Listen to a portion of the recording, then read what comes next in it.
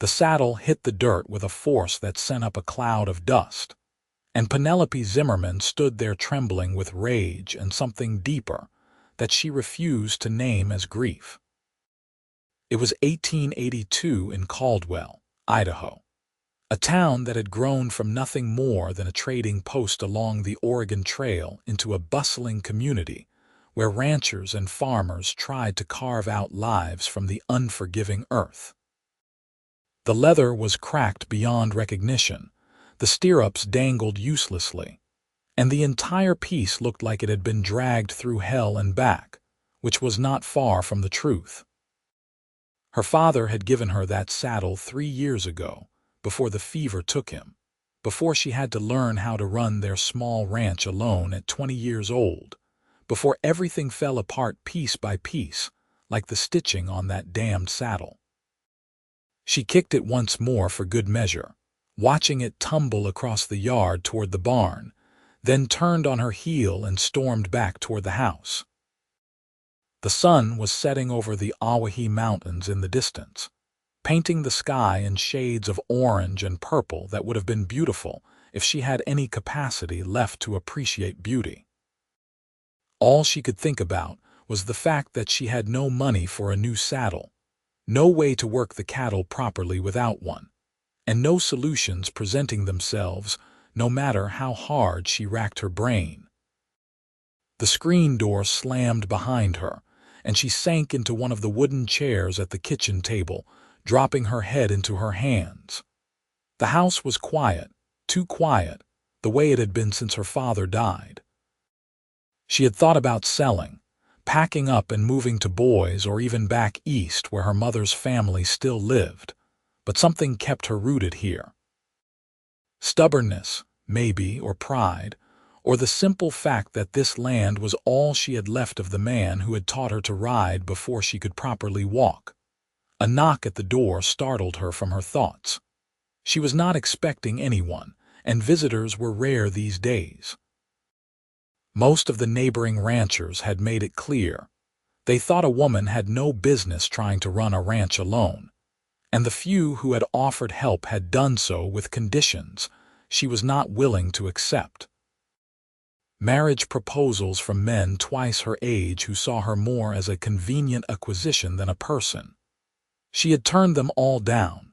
She opened the door to find Vincent Walsh standing on her porch, hat in hand, his dark hair slightly damp with sweat from the day's work. She knew him by sight.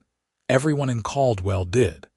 He worked at the Morrison Ranch about 5 miles east, had a reputation as the best horse breaker in the county, and kept mostly to himself.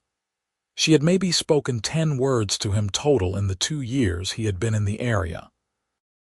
"Miss Zimmerman," he said, his voice low and rough like gravel, "I hope I am not intruding." "That depends on what you want," she replied, not unkindly but not warmly either. She was too tired for pleasantries. He shifted his weight, looking uncomfortable in a way that made him seem younger than his 25 years. "I was riding past your property on my way back to the Morrison place, and I saw you throw your saddle. I noticed it looked in pretty bad shape. I wanted to offer to take a look at it if you would like. I do leatherwork in my spare time, and I might be able to fix it." Penelope stared at him, trying to determine if this was some kind of trick, or if he had ulterior motives like all the others. But his green eyes were steady and sincere, and there was no hint of the condescension she had grown used to seeing in the faces of men around here. "Why would you do that?" she asked. He shrugged slightly. "Because I can, and it looks like you could use the help." "No strings attached, Miss Zimmerman. I know what people say about you, that you are too proud to accept help, but sometimes pride is a luxury we cannot afford. Your saddle is ruined and winter is coming. You will need it to move your stock." She wanted to tell him to leave, to mind his own business, but he was right. She could not afford pride right now, not when the alternative was losing everything. "Fine," she said after a long moment. "It is out by the barn. Do what you can with it." He nodded, placed his hat back on his head, and walked toward the barn without another word. Penelope watched him from the doorway, arms crossed over her chest, as he bent down to examine the saddle in the fading light. He ran his hands over the leather carefully, testing the strength of what remained, and then gathered it up in his arms and carried it toward his horse. "I will bring it back when it is finished," he called out to her. "Do not expect payment," she called back. "I do not have any money." "I am not asking for money," he replied. And then he was mounting his horse and riding away, the ruined saddle secured behind him. Penelope stood on her porch for a long time after he disappeared from view, watching the stars begin to appear in the darkening sky. She did not know what to make of Vincent Walsh or his offer of help, but she supposed she would find out soon enough. 3 days passed with no word from him, and Penelope threw herself into the work that never seemed to end. She mucked out stalls, repaired fence posts, hauled water from the creek, and tried not to think about how much easier everything would be with a decent saddle.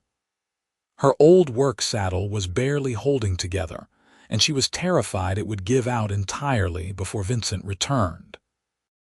On the 4th day, she was out checking on her small herd of cattle when she saw a rider approaching from the east. She recognized Vincent immediately by the way he sat his horse, straight-backed and easy, like he and the animal were one being. Her heart did an unexpected flutter in her chest, and she told herself it was just relief about the saddle, nothing more. He dismounted when he reached her, and she saw that he was carrying her saddle. Except it did not look like her saddle anymore. The leather had been cleaned and oiled until it shone. Every torn seam had been restitched with precise, even stitches, and the stirrups had been reinforced. He had even replaced the horn, which had been cracked down the middle. "I cannot believe you did all this," she said, taking the saddle from him and examining it closely. The craftsmanship was extraordinary. Every repair had been done with such care that it was almost impossible to tell where the damage had been. "It is a good saddle," he said. "It deserved to be saved. Your father knew what he was doing when he picked this one." She looked up at him sharply. "How did you know it was from my father?" "I saw the initials carved on the inside of the fender, John Zimmerman. Everyone knew your father, Miss Zimmerman. He was a good man." Unexpected tears stung her eyes, and she blinked them back furiously. She had not cried when her father died, had not allowed herself that luxury, and she was not about to start now. "Thank you," she said, her voice rough. "This means more than you know. You are welcome." He hesitated, then added, "If you ever need help with anything else, I am willing. I know you are used to doing everything yourself, but there is no shame in accepting help from a friend." "We are not friends," she said automatically, then winced at how harsh it sounded. "I mean, I do not know you." "That can be remedied," he said with a small smile. "I have Sunday afternoons off. If you would like some help getting your stock moved to the winter pasture, I would be happy to lend a hand." She should have said no. She should have maintained her boundaries and her independence and all the walls she had built around herself since her father's death. But there was something about the way he looked at her, with respect rather than pity, that made her pause. "All right," she said finally. "Sunday afternoon. But I am warning you, it is hard work." "I would not expect anything less," he replied. True to his word, Vincent arrived on Sunday afternoon with his own horse and work clothes. Penelope had spent the morning trying not to think about his visit, telling herself it was just practical help between neighbors and nothing more. But when she saw him riding up to her property, she found herself checking her reflection in the window and smoothing down her hair, which annoyed her to no end. They worked together, moving her cattle to the pasture closer to the barn, where they would be easier to feed and monitor during the winter months. Vincent worked with an easy competence that spoke of years of experience, and Penelope found herself relaxing in his presence. He did not try to take over or tell her what to do, but worked alongside her as an equal partner. When the sun began to set, and the work was done, Penelope found herself inviting him to stay for supper. It was a simple meal, just beef stew and biscuits, but he ate like it was the finest food he had ever tasted. "You are a good cook," he said, sopping up the last of the gravy with a piece of biscuit. "My mother taught me before she passed," Penelope said. "She always said a person should know how to feed themselves properly, whether they are a man or a woman. She sounds like she was a wise woman." "She was." Penelope paused, then asked, "What about your family? You never talk about them." Vincent's expression grew distant. "My parents died when I was 15. Cholera outbreak in Kansas. I have been on my own since then, working ranches and learning whatever skills I could pick up along the way." "I am sorry," Penelope said softly. "That must have been difficult." "It was, but it taught me to be self-sufficient. And it taught me the value of helping others when you can, because you never know when you might need help yourself." He looked at her directly. "That is why I fixed your saddle, Penelope. Not because I think you are helpless, but because I know what it is like to need help and be too proud or too scared to ask for it." It was the first time he had used her given name, and the sound of it on his lips sent a warm shiver through her. "Thank you," she said. "For the saddle, for today, for all of it. You are welcome." He stood, gathering his hat. "I should get back before it gets too dark. Same time next Sunday," she nodded, and as she watched him ride away, she realized she was already looking forward to seeing him again. The weeks that followed fell into a pattern that became as natural as breathing. Vincent would arrive every Sunday afternoon, and they would work together on whatever needed doing around the ranch. He helped her repair the barn roof before the winter snows came, showed her a better way to organize her tack room, and taught her some tricks for dealing with her more stubborn cattle. In return, she fed him supper and they would talk, really talk, about their lives and dreams and fears. Penelope learned that Vincent had dreams of owning his own small ranch someday. Nothing fancy, just enough land to raise horses and maybe some cattle. He loved working with animals, especially horses, and his eyes lit up when he talked about training them. She learned that he was an avid reader, which surprised her, and that he had taught himself from books he borrowed from whoever would lend them. Vincent learned that Penelope had wanted to be a teacher when she was younger, but her father's illness had cut her education short. She still loved learning, though, and had kept all of her school books. She was fierce and independent, yes, but also deeply lonely in a way she tried hard to hide. She loved this land with a passion that matched his own, and she was determined to prove that a woman could run a ranch just as well as any man. As autumn turned to winter and the first snows began to fall, Penelope realized she was falling in love with Vincent Walsh.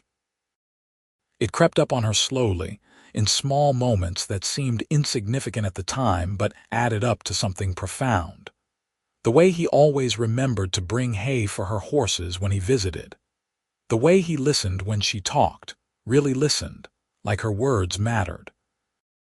The way he looked at her sometimes, with a mixture of admiration and tenderness that made her heart race. She tried to fight it, told herself it was foolish to develop feelings for a ranch hand who probably saw her as nothing more than a friend. But the heart wants what it wants, and hers had apparently decided it wanted Vincent Walsh. It was a cold December evening when everything changed. Vincent had stayed later than usual helping her deal with a difficult calving, and by the time the calf was safely delivered and both mother and baby were doing well, a blizzard had rolled in from the mountains. The wind howled around the barn, and snow fell so thick they could barely see 3 feet in front of them. "You cannot ride back in this," Penelope said, having to raise her voice to be heard over the wind. "You will freeze to death before you make it half a mile. You need to stay here tonight."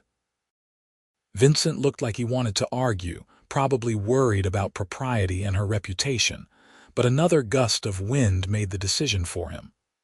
"All right," he agreed, "but I will sleep in the barn. I do not want to cause talk. The barn is not heated, and it is going to be below freezing tonight. Do not be ridiculous." She grabbed his arm and pulled him toward the house. "You can sleep on the couch. It is not like we are doing anything wrong." Inside the house, she stoked the fire in the hearth until it was blazing, then made coffee and pulled out some leftover cornbread from supper. They sat in front of the fire, warming their hands on the cups and watching the snow pile up outside the windows. "Thank you for staying to help with the calf," Penelope said. "I could not have managed that alone." "Yes, you could have," Vincent said with certainty. "You are one of the most capable people I have ever met, Penelope. You would have figured it out. Maybe, but it was easier with you here." She paused, gathering her courage. "Everything is easier with you here. I have been thinking about that a lot lately." Vincent set down his cup and turned to look at her fully. "I have been thinking about that too," he said quietly. "About you, about us, about what this has become." "What has this become?" she asked, her heart pounding so hard she was sure he could hear it. "I do not know what to call it, but I know I look forward to Sundays more than any other day of the week. I know I think about you constantly when I am at the Morrison Ranch. I know that somewhere along the way, helping you stopped being just a neighborly favor and became the most important thing in my life." He reached out and took her hand, his calloused fingers warm against hers. "I am in love with you, Penelope. I have been for weeks now, maybe longer."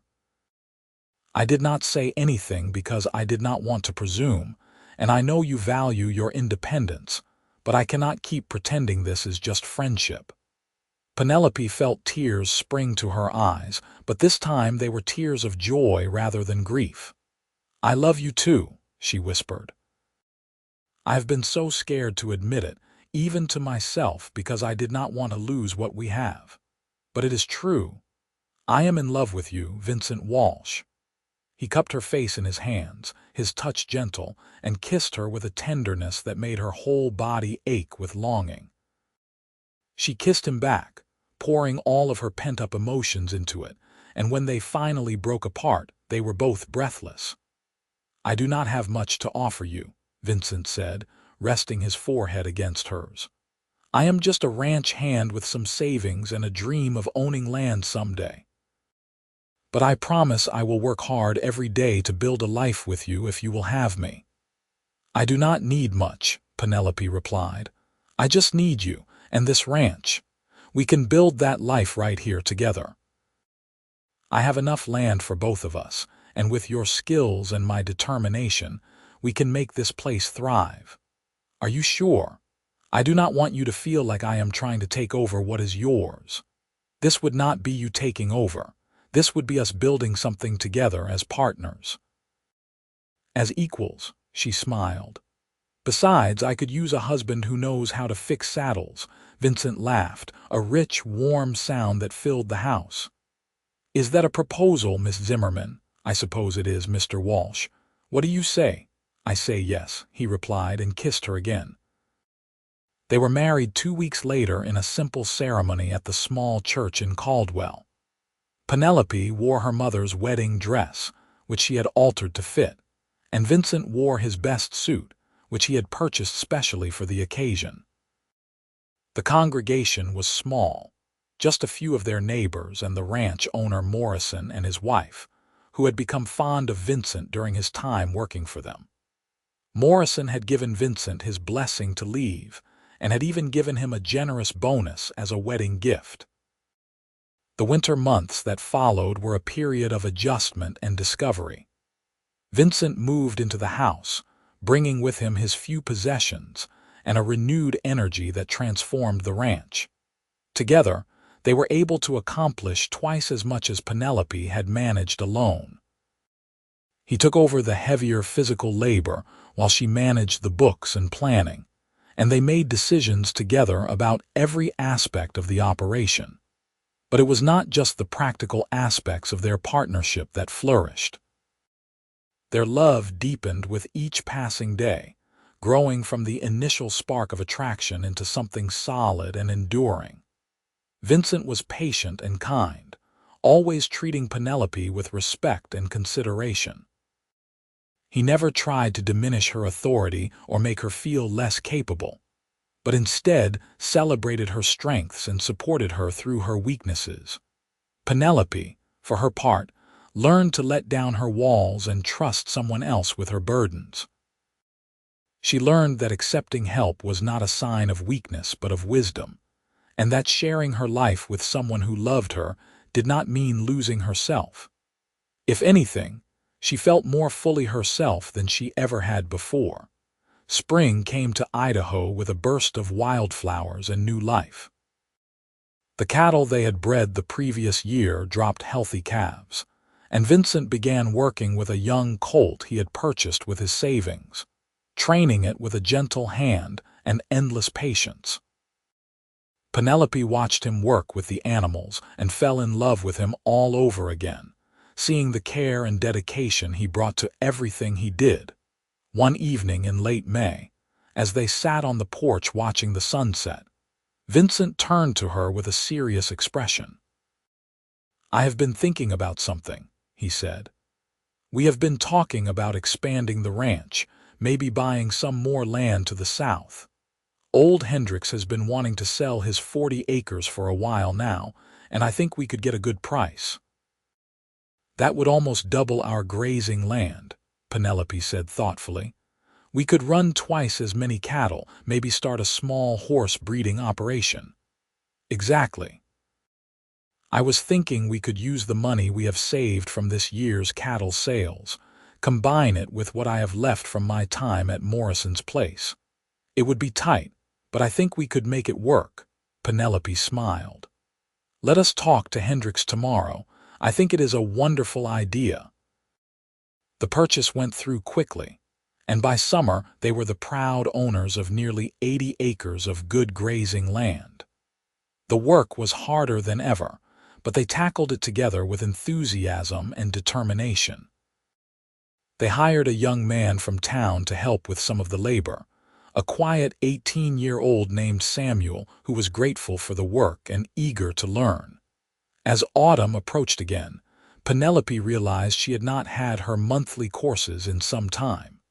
She went to see Dr.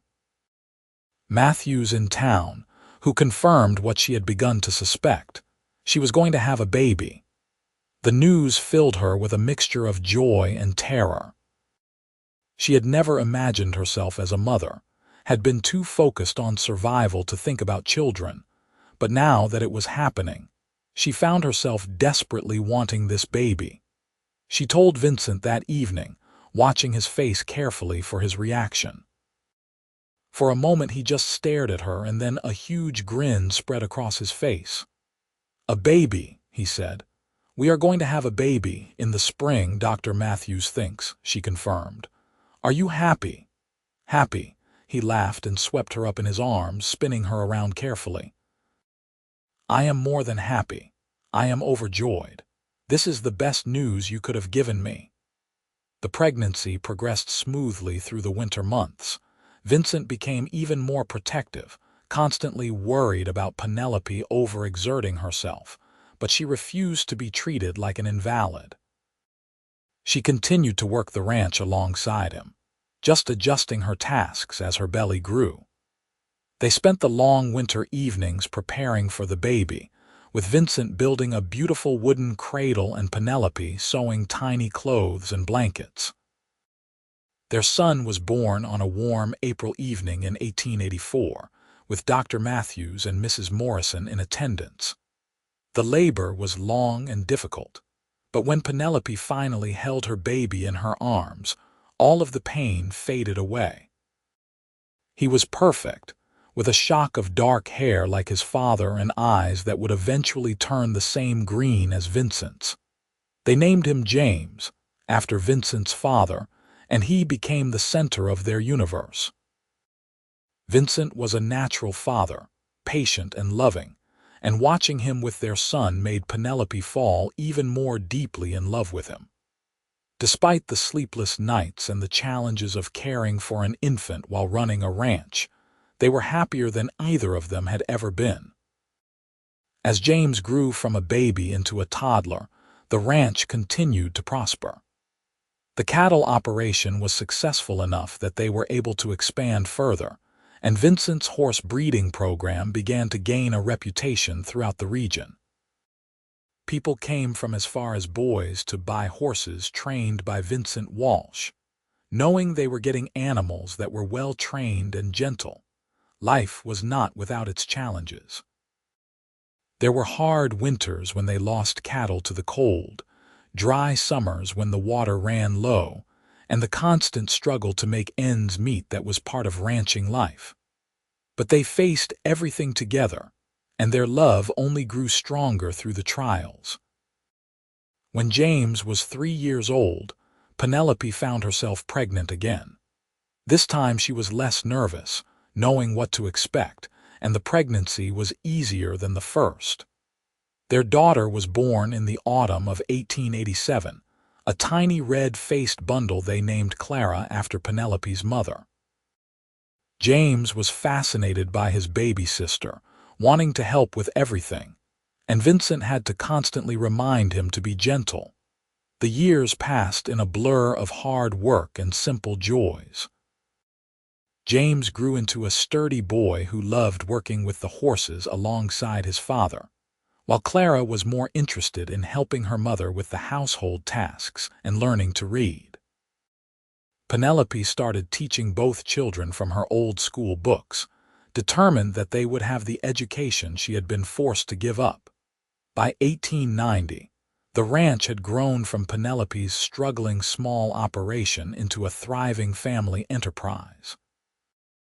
They employed 3 full-time hands, had expanded their land holdings to over 200 acres, and were known throughout Idaho as one of the best cattle and horse operations in the region. But more important than any financial success was the family they had built and the love that sustained them through everything. One evening in late summer, as they sat on the porch watching James and Clara play in the yard, Vincent took Penelope's hand. "Do you remember that day you threw your saddle in the dirt?" he asked. Penelope laughed. "How could I forget? I was so angry and frustrated, I thought I was going to lose everything. I was riding past, trying to work up the courage to stop and talk to you. I had been wanting to for months, but you always seemed so unapproachable. Then I saw you throw that saddle, and I saw the pain on your face, and I knew I had to do something." "That saddle was the best thing that ever happened to me," Penelope said, "because it brought you into my life." "I still have it, you know," Vincent said. "That original saddle, I put it up in the barn loft, thought maybe someday James might want it. He would love that. It connects him to his grandfather, to our history." She squeezed his hand. "Thank you for taking a chance on an angry woman throwing saddles in the dirt. Thank you for seeing past my walls and my stubbornness. Thank you for loving me." "Thank you for letting me in," Vincent replied. "Thank you for building this life with me. I could not imagine being anywhere else or with anyone else." They sat in comfortable silence as the sun set behind the mountains, painting the sky in those same shades of orange and purple that Penelope had been too hurt to appreciate all those years ago. But now she could see the beauty in everything, because she was no longer facing the world alone. She had Vincent, she had their children, and she had a future full of hope instead of fear. As 1895 rolled around, both James and Clara were growing up fast. James, now 11, was tall for his age and spent every spare moment working with the horses. He had inherited his father's gift with animals and his mother's determination, a combination that promised great things for his future. Clara, at 8 years old, was curious and clever, constantly asking questions and wanting to know how everything worked. Penelope had started teaching other children in the area once a week, holding classes in the ranch house on Saturday afternoons. It was not the teaching career she had once imagined, but it fulfilled that part of her that had always wanted to educate and inspire young minds. Vincent supported her completely, even helping to build benches and desks for the makeshift classroom. That spring brought news that would change their lives once again. Penelope discovered she was pregnant with their third child, a surprise that came nearly 8 years after Clara's birth. They had assumed their family was complete, but life had other plans. This time the pregnancy was difficult from the start. Penelope was older now, and her body struggled with the demands. Dr. Matthews, who had delivered both of their previous children, insisted on regular checkups and enforced rest. Vincent was beside himself with worry, constantly hovering and trying to take on all of Penelope's tasks. James and Clara stepped up to help more around the house, showing a maturity beyond their years.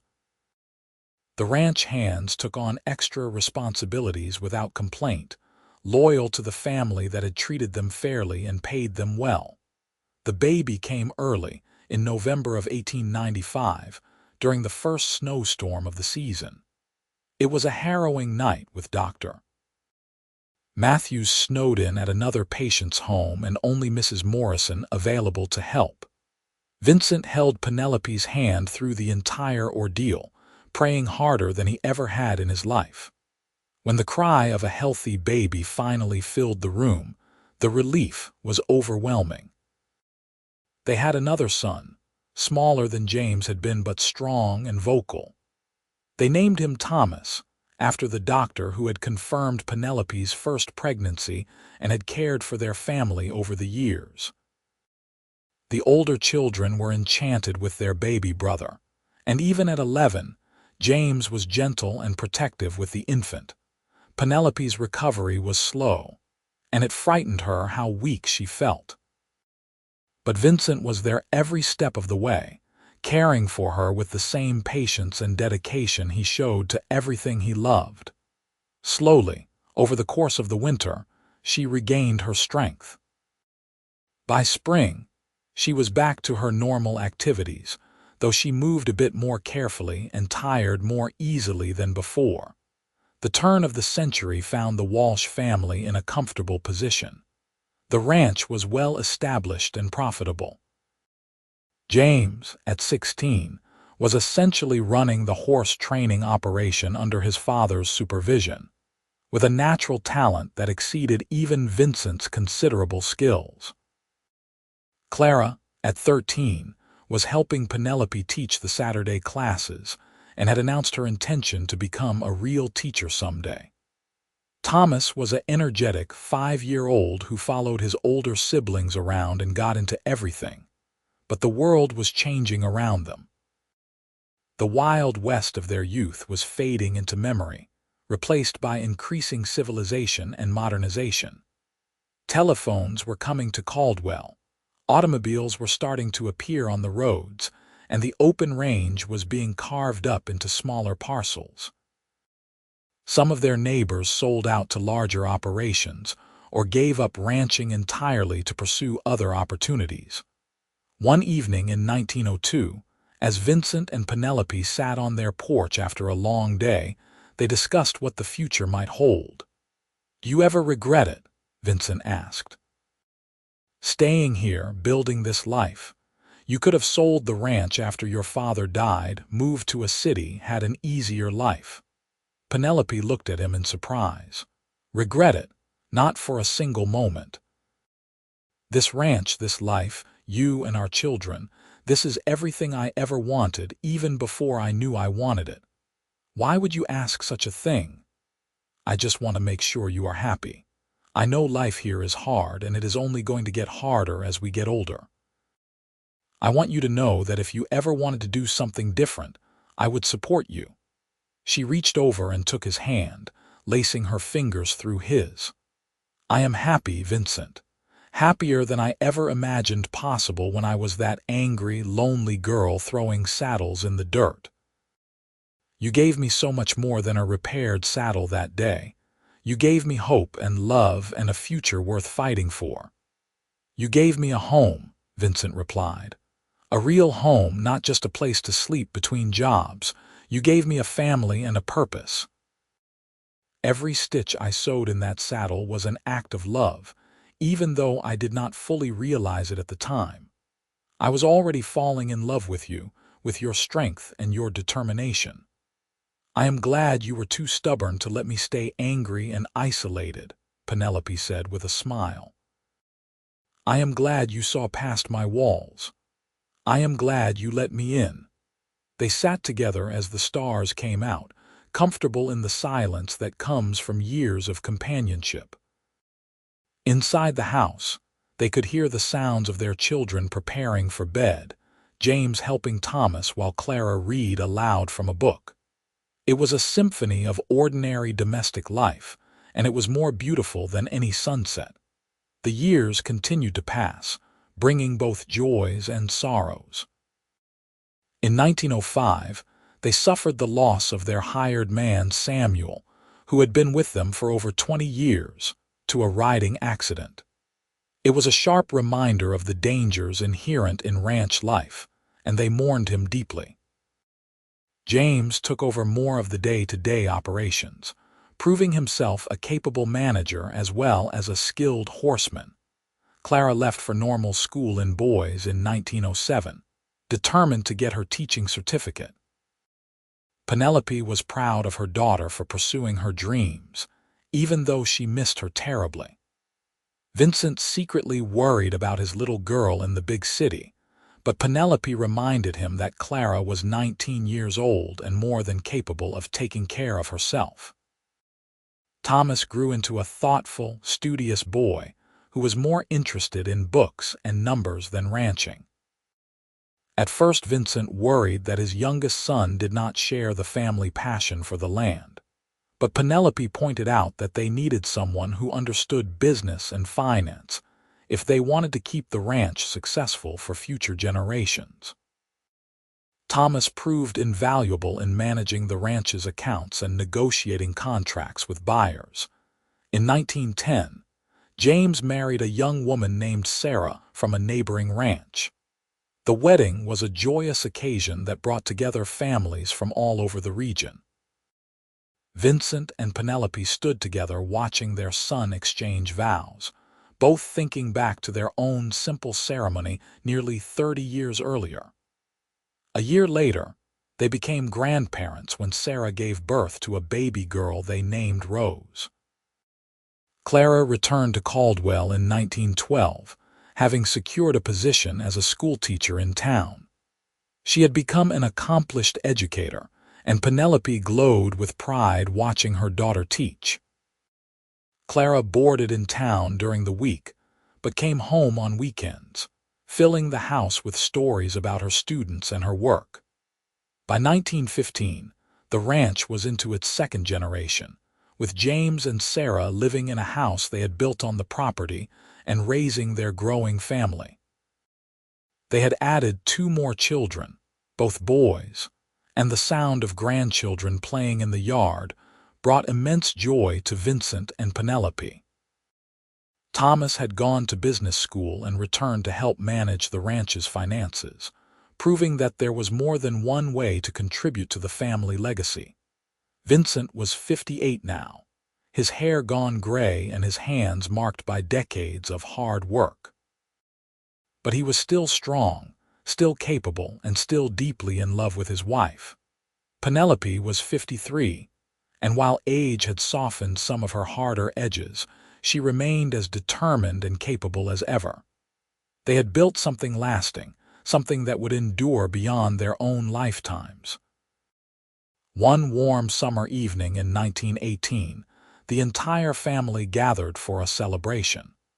It was Vincent and Penelope's anniversary, 36 years since that winter day they had married in the little church.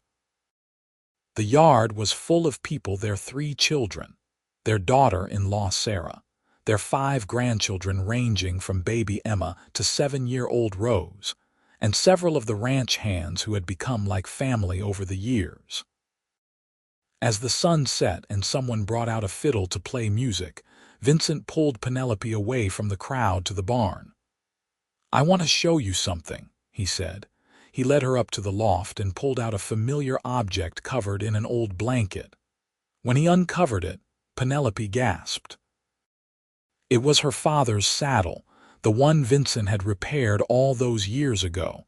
He had kept it preserved and protected all this time. "I thought you might want to pass it down," Vincent said. "Maybe to Rose when she is old enough. Your father gave it to you, I repaired it, and now it can go to the next generation." Penelope ran her hands over the leather, still strong after all these years, the stitches Vincent had so carefully sewn still holding firm. Tears filled her eyes as she remembered that day she had thrown it in the dirt, so full of anger and desperation. She remembered Vincent appearing on her porch with his quiet offer of help. She remembered every Sunday he had spent helping her, every moment that had led them to where they were now. "It is perfect," she said. "Rose will treasure it, and she will know the story of how a cowboy's kindness saved not just a saddle, but a woman who thought she had to face the world alone." Vincent wrapped his arms around her from behind, and they stood together in the barn loft, looking out over the ranch they had built together. The land stretched out before them in the fading light, dotted with cattle and horses, marked with sturdy fences and well-maintained buildings. But more important than any physical structure was the legacy of love they had created. "I love you," Vincent said softly. "I have loved you from the moment I saw you throw that saddle, and I will love you until my last breath." "I love you too," Penelope replied, leaning back against him. "Thank you for seeing me when I felt invisible. Thank you for every stitch you sewed, every Sunday you spent helping me, every moment you have given me over these years." They stood together as the stars came out, listening to the music and laughter floating up from the yard where their family celebrated. The Wild West they had known in their youth was gone, replaced by a more settled and civilized world. But the values that had sustained them, hard work, loyalty, love, and the willingness to help others, those things were timeless. The years ahead would bring more changes, more challenges, and eventually the inevitable losses that come with age. But they would face all of it together, just as they had faced everything else since that day Vincent had picked up a ruined saddle and seen not just leather and stitches, but an opportunity to help someone in need. And in helping her, he had found his home. In accepting his help, she had found her heart. Together, they had built a life that was greater than either could have created alone, a testament to the power of love to transform even the most hopeless situations into something beautiful and enduring. As they finally made their way back down to join the celebration, Vincent carrying the saddle carefully, Penelope thought about how much had changed since that day in 1882, when she had thrown that saddle in the dirt. She had been so young, so angry, so certain that she had to do everything herself or risk losing who she was. But she had learned that true strength was not about refusing help, but about knowing when to accept it. True independence was not about isolation, but about choosing who to let into your life and your heart. The party continued late into the evening, with children running around in the lamplight and adults sharing stories and laughter. James and Sarah danced together while their children watched with giggles. Clara sat with some of the other young women from neighboring ranches, discussing books and politics and the changing world. Thomas had fallen asleep in a chair, exhausted from helping to organize everything. Vincent and Penelope danced too, moving slowly to the fiddle music, not caring that they were not as graceful as they once had been. They had each other, they had their family, and they had a lifetime of memories that sustained them. "You think Rose will appreciate the saddle?" Vincent asked as they swayed together. I think she will treasure it, Penelope replied. And when she is older, we will tell her the whole story, about how her grandfather saw her grandmother at her lowest point and chose to help instead of judge. About how a simple act of kindness grew into a lifetime of love. About how the stitches he sewed did not just repair leather, but mended two broken hearts and joined them together. That is a good story, Vincent said with a smile. One worth remembering. The best stories always are, Penelope agreed. As the evening wound down and the guests began to depart, the family helped clean up and prepare the younger children for bed. Rose came running up to her grandparents, her face flushed with excitement. "Grandma, Grandpa, Papa says you have a special saddle to show me." "We do," Vincent said, kneeling down to her level. "But it is late tonight. How about tomorrow you come over and we will show it to you properly and tell you all about it?" "Will it be a story?" Rose asked hopefully. She loved stories more than anything. "It will be the best story you have ever heard," Penelope promised, "because it is a true story about real people and real love." "I cannot wait," Rose declared, then ran off to find her parents. After everyone had left and the house was quiet, Vincent and Penelope prepared for bed. Their bodies were tired from the long day, but their hearts were full. As they lay together in the darkness, Penelope thought about the girl she had been and the woman she had become. Every scar, every struggle, every moment of pain had led her to this point, to this life, to this man beside her. "What are you thinking about?" Vincent asked, sensing her restlessness. "About how grateful I am," she said. "About how every hard thing I went through was worth it because it brought me here to you, to this life we have built." "I feel the same way," Vincent said. "Every lonely year, every hard job, every disappointment was leading me to that day I rode past your ranch and saw you throw that saddle. Everything before that moment was preparation for everything that came after." They fell asleep wrapped in each other's arms, the way they had for over 3 decades, secure in their love and their life together. The next morning, Rose arrived early, bouncing with excitement about the promised story and saddle. Vincent and Penelope took her up to the barn loft, where the saddle sat waiting. Rose's eyes went wide as Vincent uncovered it. "It is beautiful," she breathed, reaching out tentatively to touch the leather. "Your great-grandfather gave this saddle to your grandmother many years ago," Vincent began. "But it got damaged, and she was so upset that she threw it in the dirt. I was riding past and I saw her and I knew I could help. So I took the saddle home and I repaired it, every single stitch with as much care as I could manage. And when I was done, I brought it back and left it on her fence post for her to find." "Why did you do that?" Rose asked. "Because sometimes we all need help," Vincent said. "And because I had already started to fall in love with your grandmother, even though I barely knew her." "Tell me about the stitches," Rose said, examining them closely. Vincent showed her each repair, explaining how he had approached each damaged section, what techniques he had used, why he had chosen certain reinforcements. Rose listened with rapt attention, her young mind absorbing every detail. "Every stitch was sewn with love," Penelope added, "even though neither of us knew it at the time. Your grandfather put his whole heart into repairing this saddle, and in doing so, he repaired something broken inside me too. He showed me that accepting help was not weakness, and that love could come from the most unexpected places."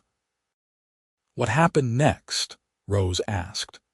"Well, he kept coming back to help me with the ranch," Penelope continued. "Every Sunday he would ride over and we would work together, and slowly I fell in love with him too. We got married and we had your Aunt Clara and your Papa James and your Uncle Thomas. And we built this ranch together, turning it from a struggling little operation into what you see now." "And it all started with a saddle?"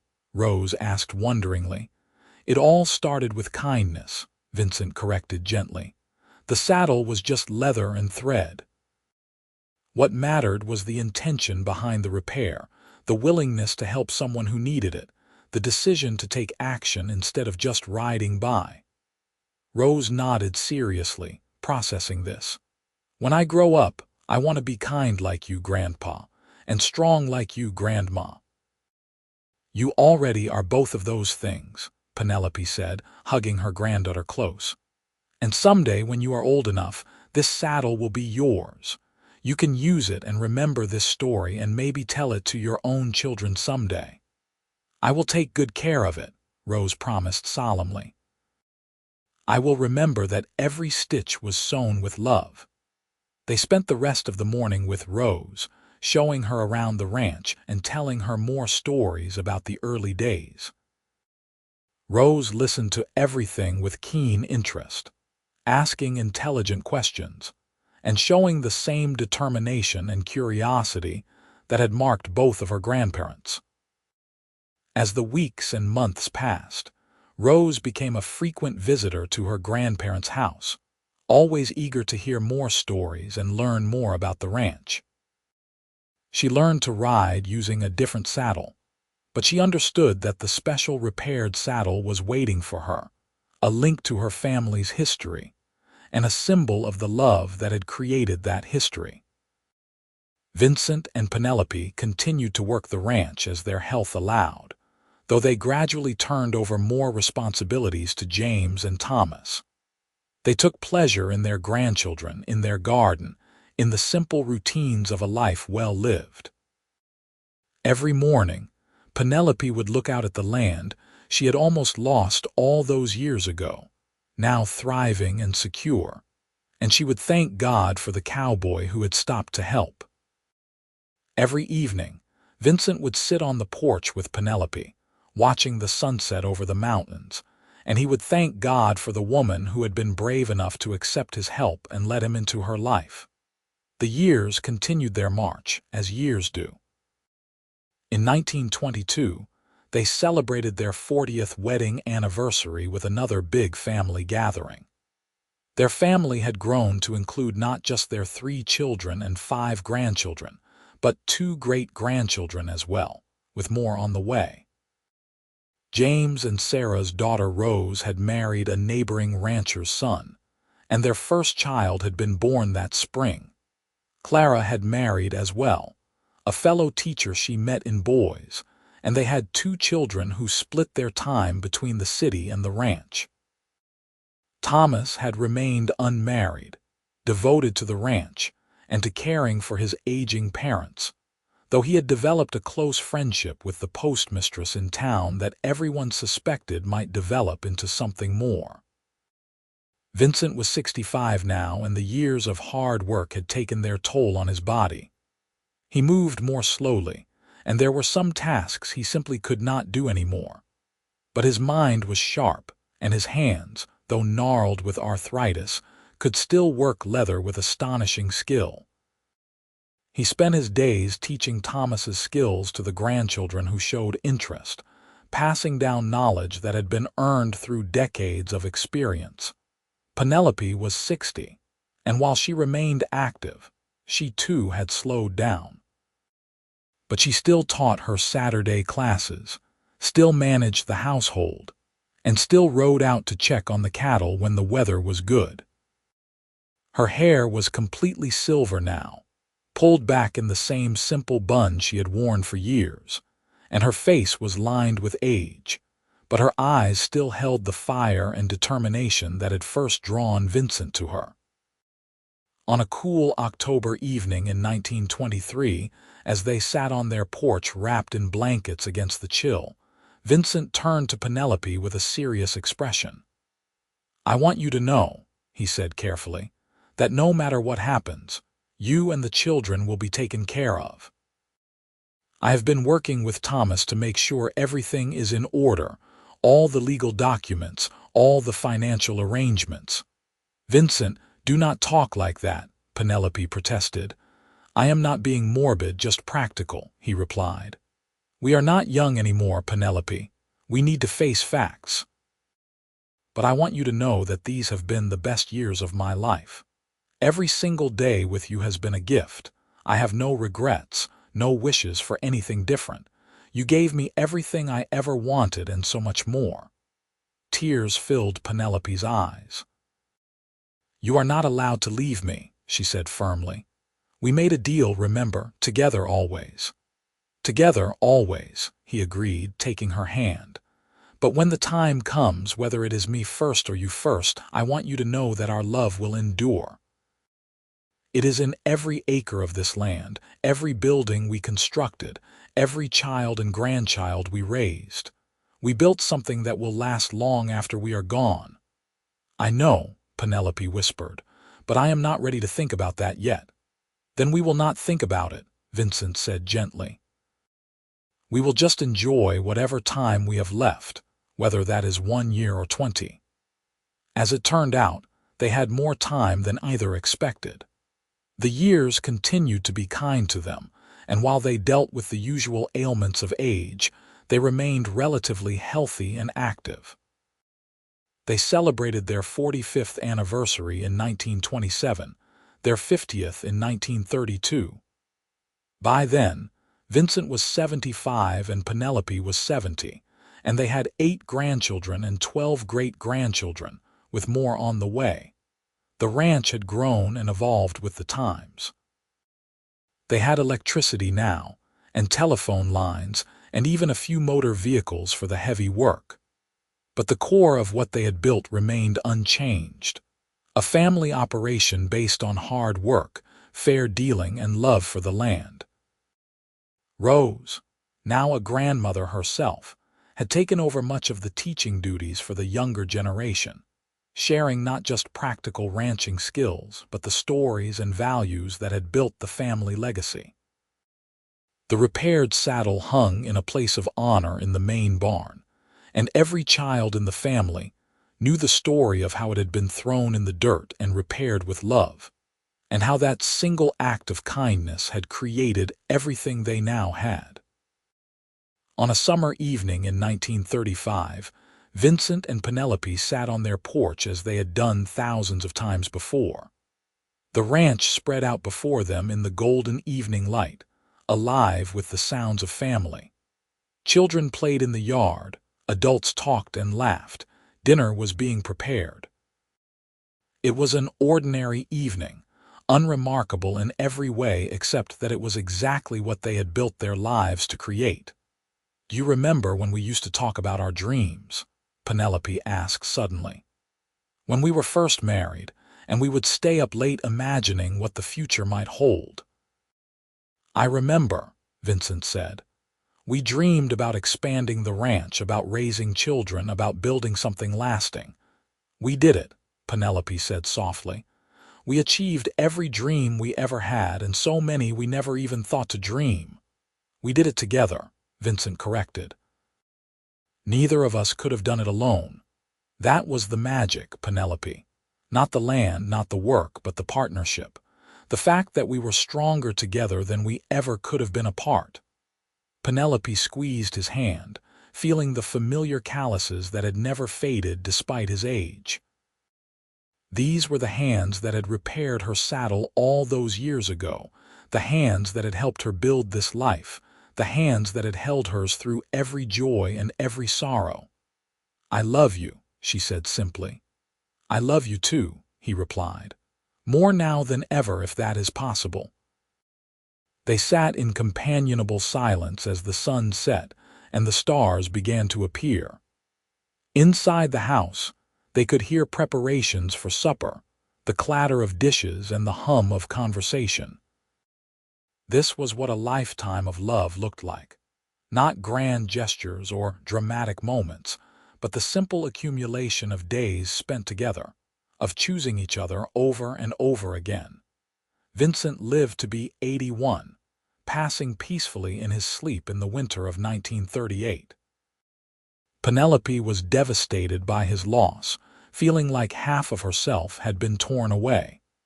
But she was surrounded by the family they had created together, and they sustained her through her grief. She lived for another 7 years, passing away in 1945 at the age of 83, having seen the end of another world war and the continuation of the family legacy into yet another generation. They were buried side by side in the small cemetery outside Caldwell, their graves marked with simple headstones that bore their names, dates, and a single phrase: "Together, always."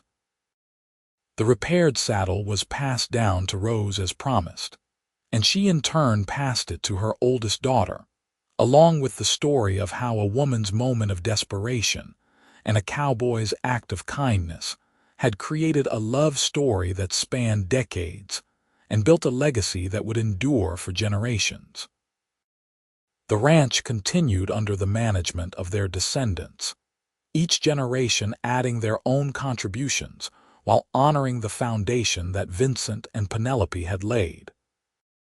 The values they had lived by hard work, integrity, kindness, and the courage to both ask for and offer help were passed down along with the land. And in the barn, hanging in its place of honor, the saddle remained. Every stitch Vincent had sewn with such care still held strong, a tangible reminder that love, when built on a foundation of respect and partnership, can endure anything. That something broken can be repaired and made stronger than it was before. That a single act of kindness can change the entire trajectory of a life. The story became part of the family mythology, told and retold at gatherings and celebrations.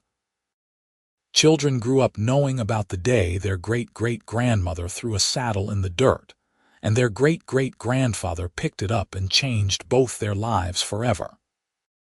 It was a story about love, yes, but also about dignity and respect, about seeing someone's potential even when they could not see it themselves, about the courage to accept help and the generosity to offer it.